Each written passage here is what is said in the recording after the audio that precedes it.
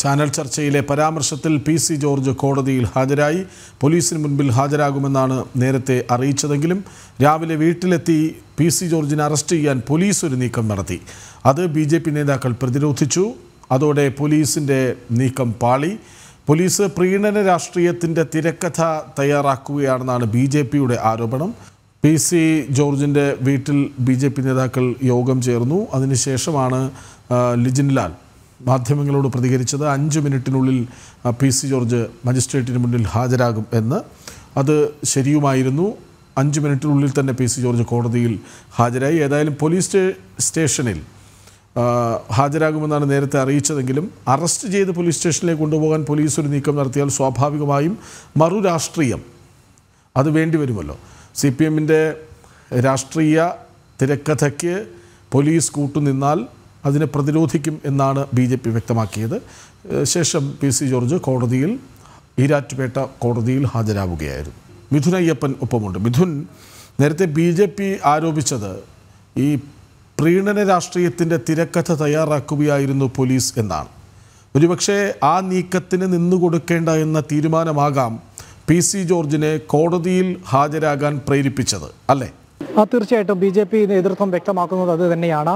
പൂർണ്ണമായും പോലീസിനും നിയമവ്യവസ്ഥയ്ക്കും അനുസൃതമായി തന്നെ, അല്ലെങ്കിൽ അതിനോട് സംയമനത്തോടു കൂടി തന്നെ സഹകരിച്ചിരുന്ന പി.സി. ജോർജിനെയും അതുപോലെ തന്നെ ബന്ധപ്പെട്ട കേന്ദ്രങ്ങളെയും ഒരു പ്രകോപനം സൃഷ്ടിക്കുകയാണ് കഴിഞ്ഞ ദിവസങ്ങളിലെല്ലാം തന്നെ പോലീസ് ചെയ്തത്. മാത്രമല്ല, ഇന്ന് ഹാജരാകുമെന്ന് കൃത്യമായിട്ടുള്ള ഒരു നിർദ്ദേശം, കൃത്യമായിട്ടുള്ള രേഖാമൂലമുള്ള കത്ത് DYSPക്ക് മുമ്പാകെ പി.സി. ജോർജിൻ്റെ മകൻ ഷോൺ ജോർജ് കഴിഞ്ഞ ശനിയാഴ്ച നൽകിയിരുന്നതാണ്. ആ സാവകാശം ചോദിച്ചിരുന്നതാണ്.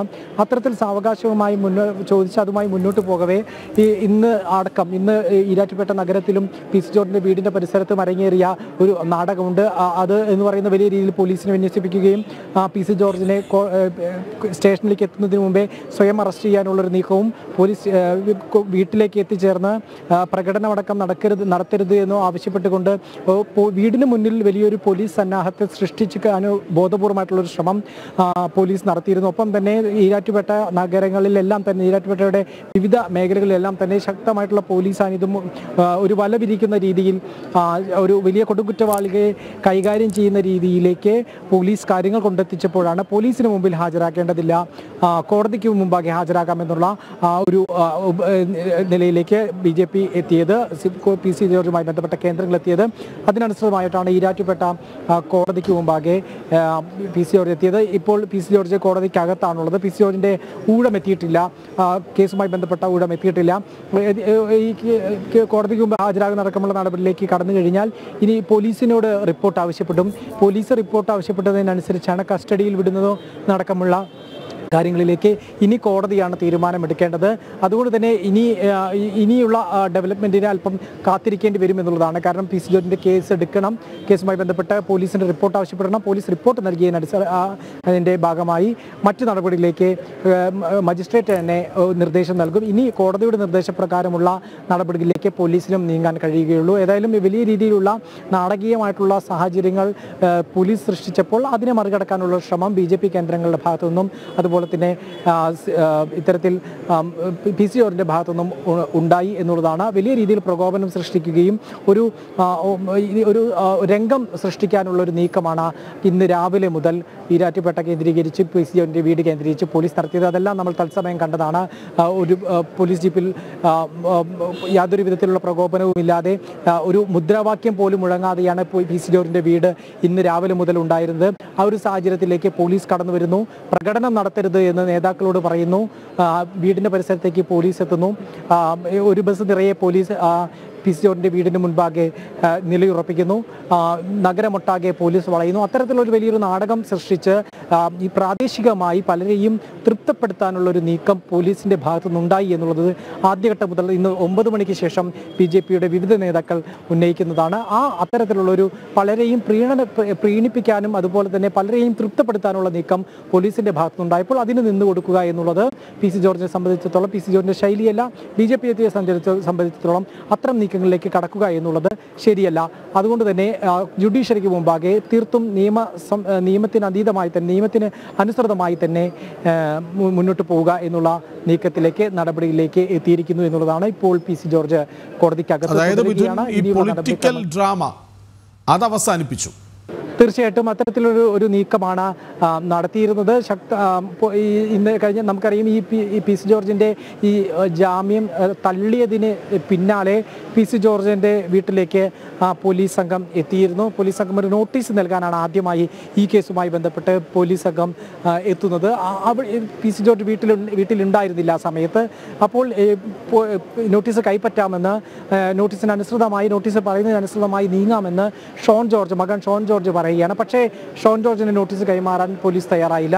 PC ജോർജിനെ നേരിട്ട് കൈമാറാമെന്നാണ് പോലീസ് പറയുന്നത്. അങ്ങനെയെങ്കിൽ ഉച്ചയ്ക്ക് 2:30-2:30ക്കുള്ളിൽ ഹാജരാകാമോ എന്നാണ് പോലീസ് ചോദിച്ചത്. പക്ഷേ സ്ഥലത്തില്ലാത്തതിനാലും പിറ്റേ ദിവസം ഞായറാഴ്ചയായതിനാലും പോലീസ് അത്തരത്തിലൊരു നാടകത്തിലേക്ക് നീങ്ങുന്നു എന്ന് കൃത്യമായി ബോധ്യമുള്ളതിനാലുമാണ് തിങ്കളാഴ്ച ഉച്ചയ്ക്ക് മുമ്പ് ഹാജരാകാമെന്നുള്ള ഒരു സാവകാശം ചോദിച്ചത്. അതിനനുസൃതമായി മറ്റ് നീക്കങ്ങളിലേക്ക് ആ ഒരു ഘട്ടത്തിൽ പോലീസ് നീങ്ങുന്നില്ല എന്നുള്ളതാണ്. പക്ഷേ ഇന്ന് രാവിലെ നടത്തിയത് അത്യന്തം നാടകീയമായിട്ടുള്ള ഒരു നീക്കം തന്നെയായിരുന്നു.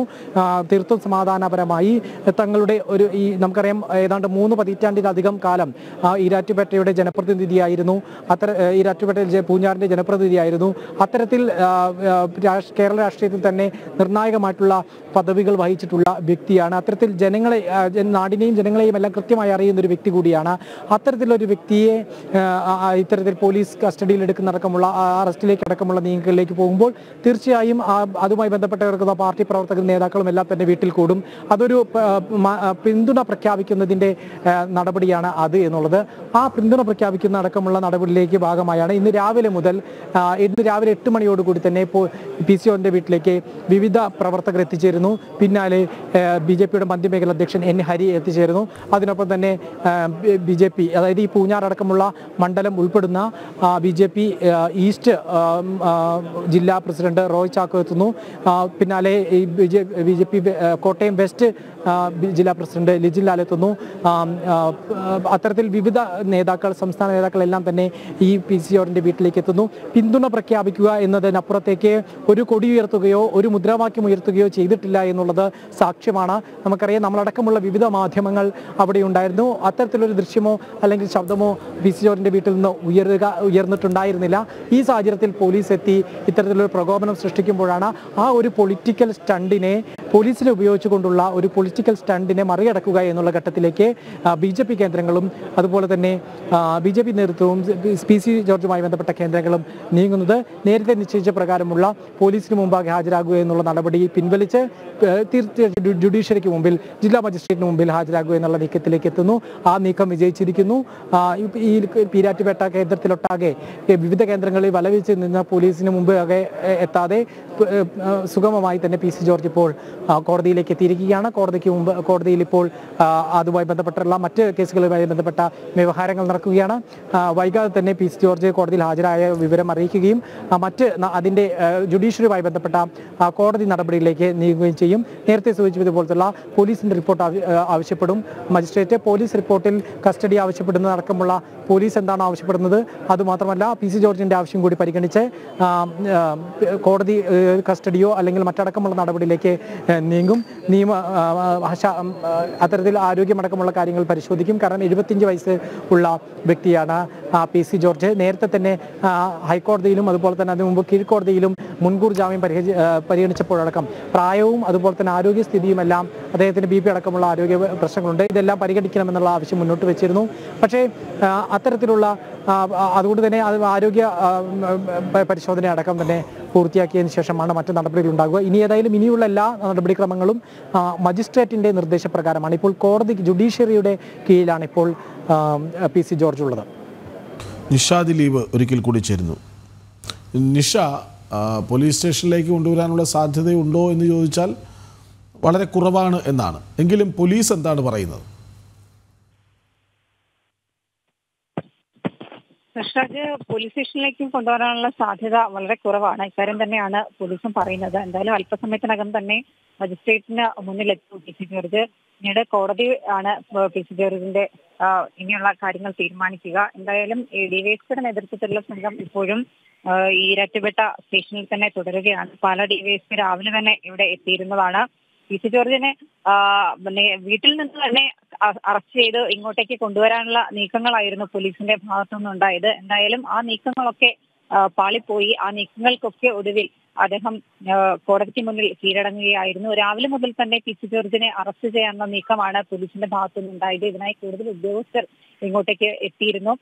പാലാ ഡിവൈഎസ്പിക്ക് കീഴിലുള്ള സ്റ്റേഷനിൽ നിന്നുള്ള SHOമാർ അടക്കമുള്ള പോലീസ് സംഘമാണ് ഇവിടെ എത്തിയത്. മാത്രമല്ല AR ക്യാമ്പിൽ നിന്നുള്ള വലിയ ഒരു പോലീസ് സംഘത്തെയും സ്റ്റേഷന് മുന്നിലെ റോഡിൽ വാഹനത്തിൽ കൊണ്ടുവന്ന് നിർത്തിയിരുന്നു.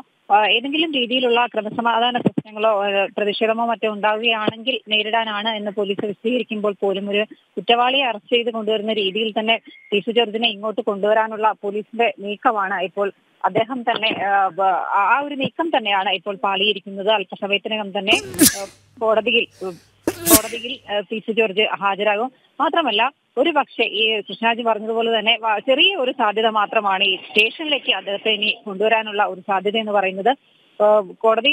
കോടതിക്ക് മുന്നിൽ അദ്ദേഹം ഹാജരായി കഴിഞ്ഞ് നേരെ അദ്ദേഹത്തെ ഒരു പക്ഷേ മെഡിക്കൽ വൈദ്യ പരിശോധനയ്ക്കാവും കൊണ്ടുപോവുക. ഇവിടെ അടുത്ത് കോടതിക്ക് തൊട്ടടുത്ത് തന്നെയാണ് ഈരാറ്റുപേട്ട CHC ഉള്ളത്. അവിടേക്കായിരിക്കും അദ്ദേഹത്തെ വൈദ്യ പരിശോധനയ്ക്കായി കൊണ്ടുപോവുക എന്നാണ് ഇപ്പോൾ അറിയാൻ കഴിയുന്നത്. എന്തായാലും രാവിലെ തന്നെ അതിരാവിലെ ഏതാണ്ട് 8 മണിയോടുകൂടി തന്നെ ആയിരുന്നു ഈരാറ്റുപേട്ട പോലീസ് സ്റ്റേഷനിൽ നിന്നും CI അടക്കമുള്ള പോലീസ് സംഘം പി സി ജോർജിന്റെ വീട്ടിലെത്തിയത്. പി സി ജോർജിന്റെ വീട്ടിൽ അദ്ദേഹം ഉണ്ടോ ഇല്ലയോ എന്നുള്ളൊരു സംശയം പോലീസിനുണ്ടായിരുന്നു. അതുകൊണ്ട് തന്നെ അദ്ദേഹത്തിന്റെ വീട്ടിലും അദ്ദേഹത്തിന്റെ വീടിനോട് ചേർന്നുള്ള ഓഫീസിലും പരിസരത്തുമൊക്കെ പോലീസിന്റെ നേതൃത്വത്തിൽ പരിശോധന നടത്തിയിരുന്നു. CI അടക്കമുള്ള ആളുകൾ അവിടേക്ക് എത്തി. അത് പി സി ജോർജിന്റെ മകനോടടക്കം സംസാരിച്ചു. പിന്നീട് പി സി ജോർജ് വീട്ടിലുണ്ടോ എന്ന് പരിശോധിക്കുന്ന രീതിയിലായിരുന്നു പോലീസ് പോയത്.